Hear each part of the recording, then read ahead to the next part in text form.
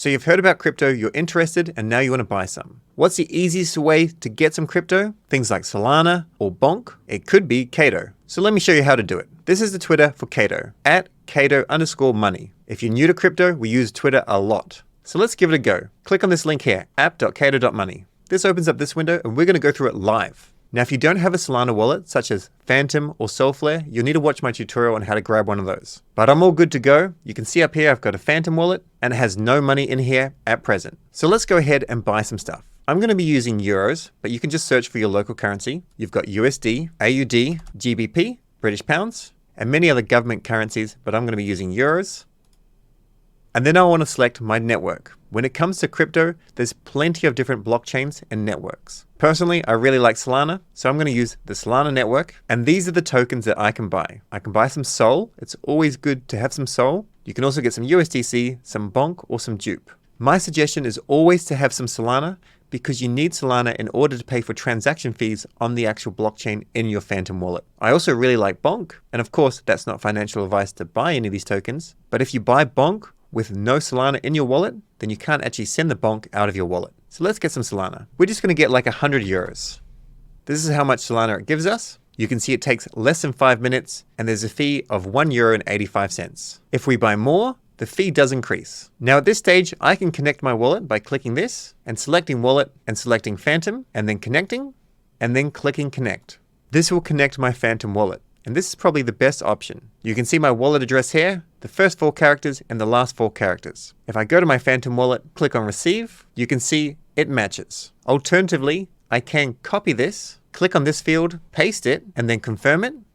But I do prefer the other option, and you still need to double check. Click receive again and double check the first characters and the last characters. And make sure you only ever copy and then paste it, never anything else. Now we click continue. And we need to add an address. So I'm putting in my address here. Please don't spam me. Continue. And this will send a code to your email address. The code has arrived in my inbox. It's nice and simple and it has to be input within 10 minutes. Now, due to government laws, there's something called KYC, know your customer. We have to add some details such as identity before we can buy these crypto tokens. So at the top, go and click where you are. Not all countries are supported. As an example, if we type in AF for Afghanistan, it doesn't come up. If we type in Russia, it's also not coming up. But the vast majority of countries are supported, of course. Now you add your mobile number and also add your legal name. That's my name, you'll add yours. Send verification code, and then you get a text message like this. Add that in, and now you have to add your address. So as an example, let's say I'm living at the Carlos Lopes Pavilion. The city would be Lisbon.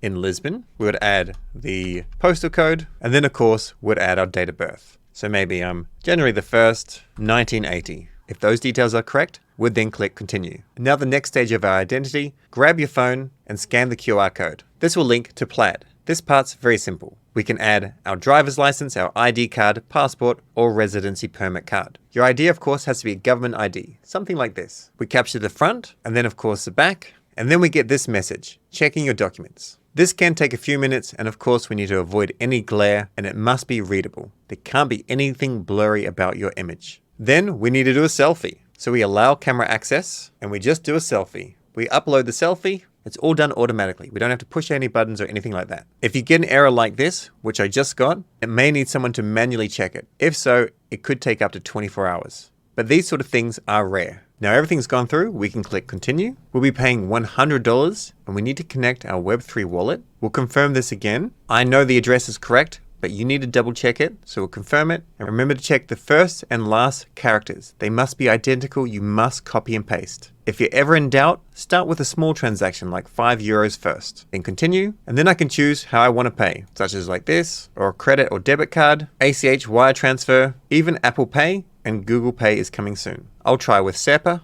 continue. Now let's click on pay, and now I add all these details.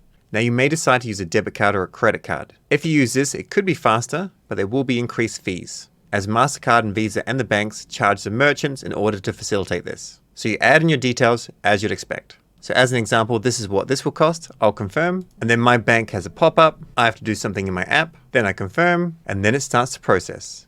This is one of the best solutions to get someone into crypto. It's generally the on and off ramps, which means going from government currency to tokenization, that creates difficulty. So start with something really simple like this. Once your order goes through, it's very simple. You can email like this, so you've got all this information for your own records. The user interface is very friendly. Just come up here. You've got plenty of options such as your transaction history, so you can always see when you're buying and if you're selling. Now in the future, if you want to sell, just type in how much you want to sell. You've got some options here: USD, Mexican pesos, Colombian pesos, Chilean pesos, or Peruvian sol. At present, there's no euros or anything like that, but of course, they're working on providing that infrastructure. Now, to set up everything for the first time did take more than 5 minutes, but it was still a lot easier than using Binance or another centralized exchange. For your first foray into crypto, this could be an option for you. And then in the future, you may want to check out Jup.ag, where you can connect your wallet and your Phantom wallet and go and do some trades here, such as maybe buying a little bit of bonk. Also, this is very important to note. If someone isn't quite ready to use Jupiter,